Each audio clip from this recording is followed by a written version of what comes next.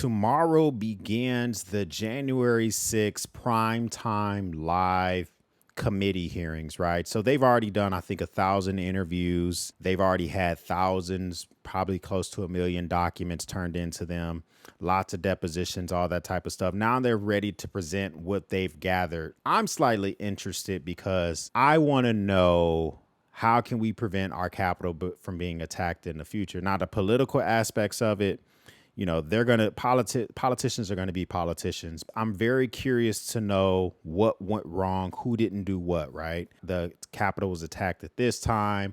Was there anybody behind it? What did the president did or did not do at the time?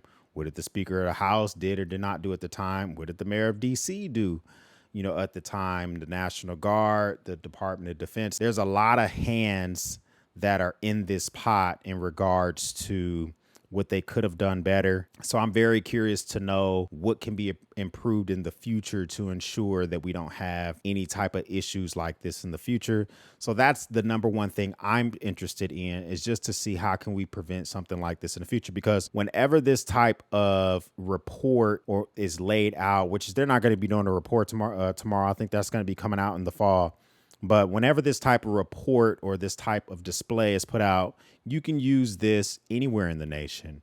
So, if you're trying to figure out how do you prevent a certain type of attack or get your better security measures for your own city or something like that, this might be the beginning of defining on how you do that specifically. And to be honest, I am a political junkie. So for me, this is going to be a shit show. I'm not the biggest fan that whoever made the decision, the committee went out and got the old producer of Good Morning America from ABC. He was known for producing a lot of big television things. And yes, whenever you're going to be presenting something like this in prime time, there's a lot of things that you're going to be presenting to the American people. But when you go out and get a producer from a TV show or from a former network, it just gives it this vibe of too showy.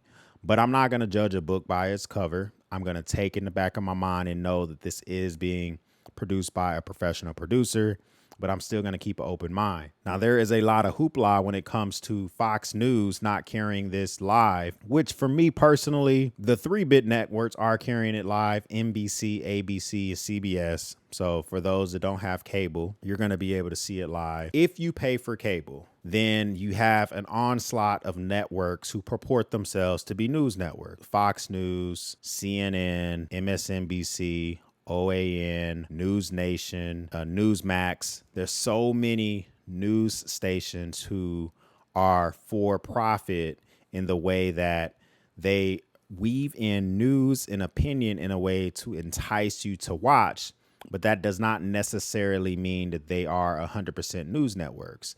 I think that MSNBC and Fox are more honest about it. They're more open about it, right? Obviously, MSNBC being left, Fox being right. I think CNN is more deceptive. They try to play the middle, but they usually tend to lean more towards the left. News Nation and OAN really don't try to hide it much either. So I'm not too concerned that Fox is not showing it live. At the end of the day, they're not one of the big 3 networks. They're a cable 24-hour news network, and they're doing things that are best for the pocketbook. Will history reflect on the fact that they didn't show the hearing? I mean, if this was like an impeachment hearing of the president and they weren't showing it, I think I would have my panties more in a bunch. This is a committee who is laying out a case for what they have so far. They don't see that as profitable for the folks that watch it. So I won't be watching them because I want to see it. So I'll be watching somewhere else. But comment down below. Are you going to be watching that? Do you think they're going to have anything of significance? Apparently, the documentarian that was embedded with the Proud Boys is going to be one of the people that are going to be testifying.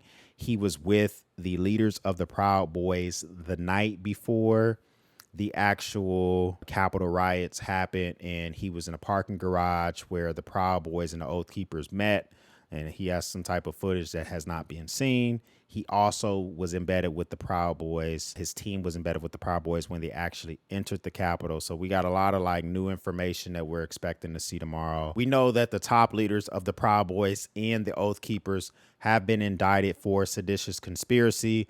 which is the highest level of purposeful deception that you can do to the country when we're not at war. When we are at war, the highest level of purposeful deception that you can do to the country is treason.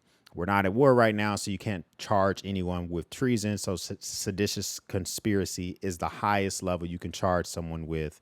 It's up to 20 years in prison. That's a pretty heavy charge. There's already been folks within the Oath Keepers who have pled guilty to sedition, and they're already cooperating. You know, that's going to be something interesting to follow as well.